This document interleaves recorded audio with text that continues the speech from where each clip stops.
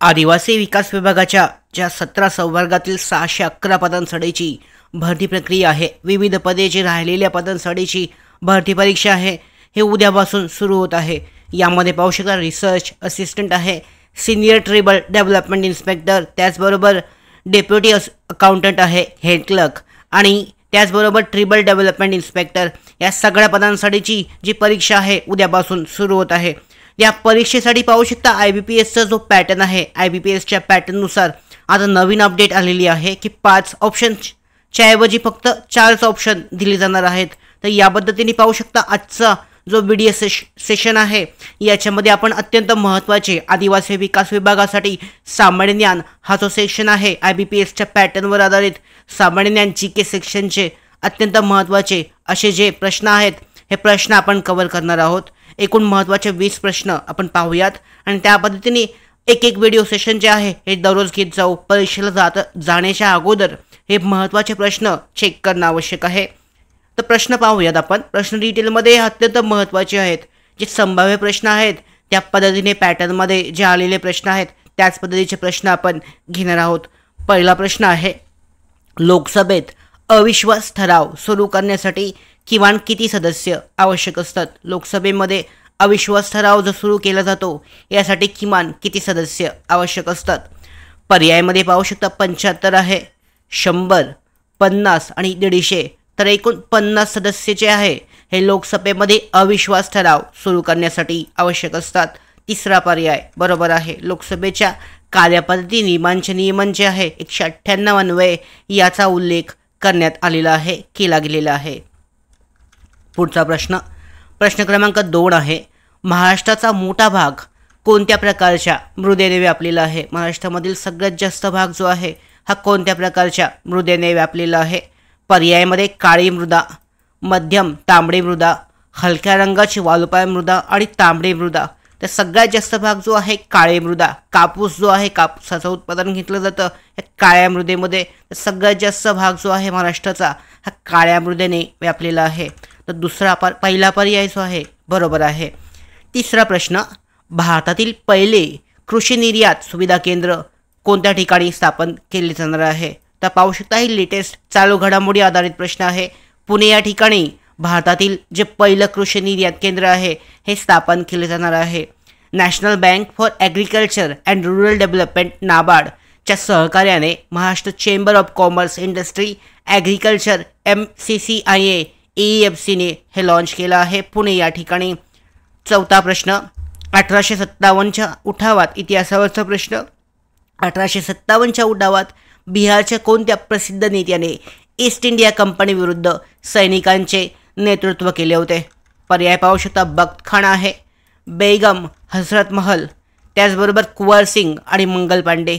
तर कुंवर सिंग याचं बरोबर उत्तर आहे. 1857च्या उठावात बिहारचा जो नेता आहे ईस्ट इंडियाचं नेतृत्व केलं होतं कंपनी विरुद्ध, कुंवर सिंग हे बरोबर उत्तर आहे. पाचवा प्रश्नसुद्धा स्वातंत्र्यपूर्व काळातील इतिहासावरचा, दुहेरी शासन पद्धत ही कोणी सुरू केली होती? तर याचं उत्तर पाहू शकता रॉबर्ट क्लाईव्ह हे जे आहेत यांनी दुहेरी शासन पद्धत सुरू केली होती. रॉबर्ट क्लाईव्ह यांचा कालखंड आहे 1757 ते 1762 आणि पुन्हा 1765 ते 1764 या कालखंडादरम्यान बंगालचे ते गव्हर्नर जनरल होते. सहावा प्रश्न आहे, पहिलं इंग्रज आणि मराठा युद्ध झालं हे कोणत्या साली झालं होतं, केव्हा झालं होतं? पर्याय पाहू शकता. यामध्ये पर्यायामध्ये तिसरा पर्याय बरोबर आहे. 1775 ते 1782 या सालादरम्यान पहिलं इंग्रज मराठा युद्ध जे आहे अँग्लो जे इंडियन म्हणजे युद्ध बोललं जातं पहिले इंग्रज मराठा युद्ध तर हे झालं होतं. तर यामध्ये पाहू शकता 1775 मधील सुरतचा तह हा पहिल्या अँग्लो मराठा युद्धाची सुरुवात हा मानला जातो. म्हणजे 1775 ते 1782 बरोबर आहे. सातवा प्रश्न, डॅश डॅश या वर्षात स्वदेशी आंदोलन सुरू झाले. कोणत्या वर्षी स्वदेशी आंदोलनाची सुरुवात झाली? तर 1905. पाहू शकता 1905 अत्यंत महत्त्वाचं वर्ष आहे. बंगालची फाळणीचं वर्ष आहे आणि याच वर्षी स्वदेशी आंदोलनाची सुरुवात झाली होती.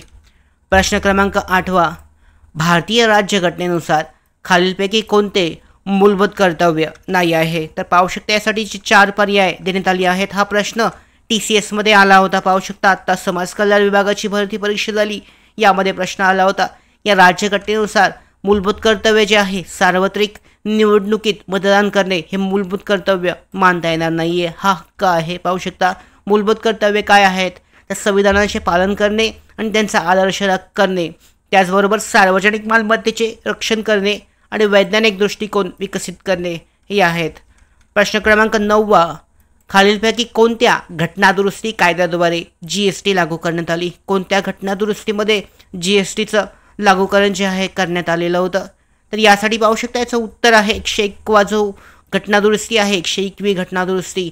या घटनादुरुस्तीमध्ये GST हा कायदा जो आहे कायद्याद्वारे GST लागू करण्यात आली होती. 101 बरोबर आहे GSTसाठीचं.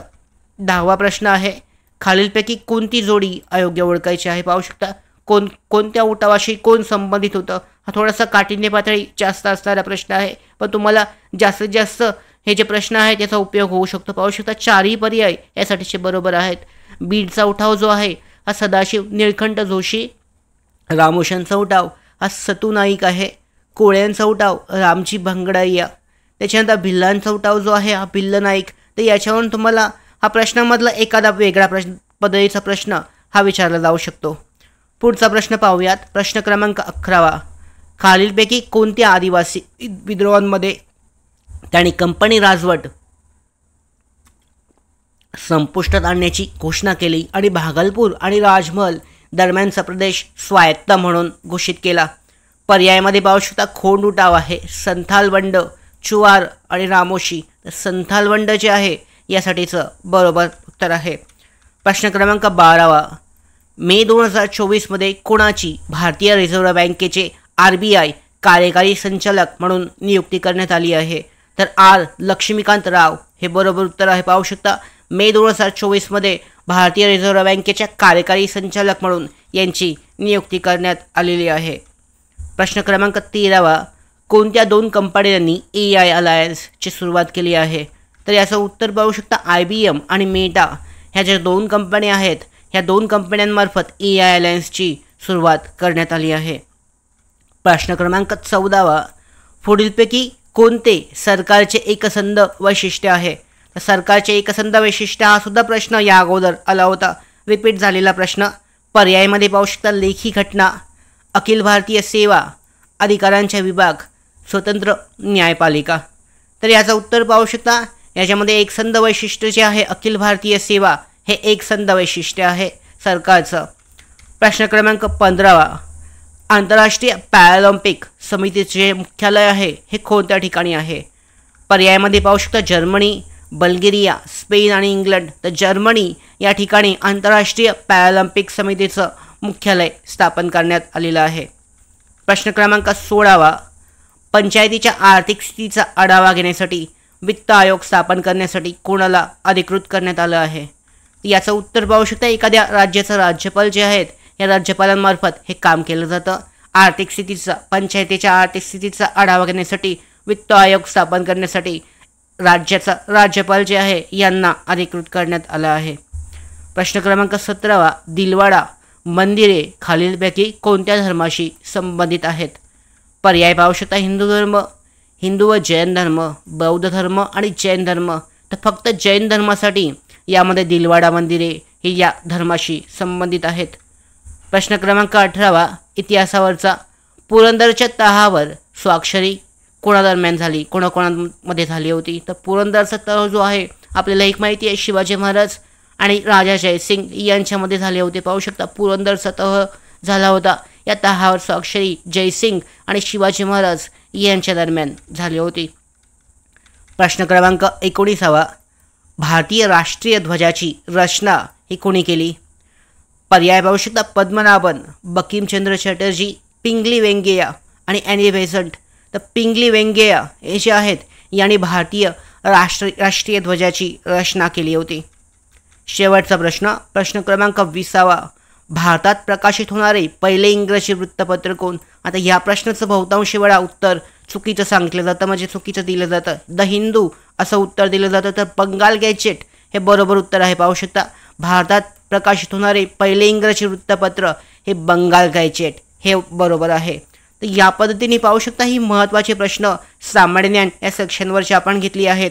या अगोदरचे व्हिडिओ सेशन सुद्धा तुम्ही प्लेलिस्टमध्ये चेक करू शकता, ज्यामध्ये मराठी व्याकरण आहे, इंग्रजी व्याकरण आहे, अंकगणित आहे, बुद्धिमत्ता यावरचे प्रश्न सुद्धा आपण केले होते. आणि अशा पद्धतीने IBPSच्या पॅटर्ननुसार हे अत्यंत महत्त्वाचे प्रश्न यातीलच काही प्रश्न येऊ शकतात. परीक्षेला जाण्या अगोदर हे प्रश्न चेक करणं पाहणं आवश्यक आहे. या पद्धतीने तुम्हाला तयारी करणं आवश्यक आहे. या भरती प्रक्रियेसंदर्भातल्या डिटेलमध्ये सगळे अपडेट मिळवण्यासाठीच नोकर भरतीच्या यूट्यूब चॅनलला सबस्क्राईब करा.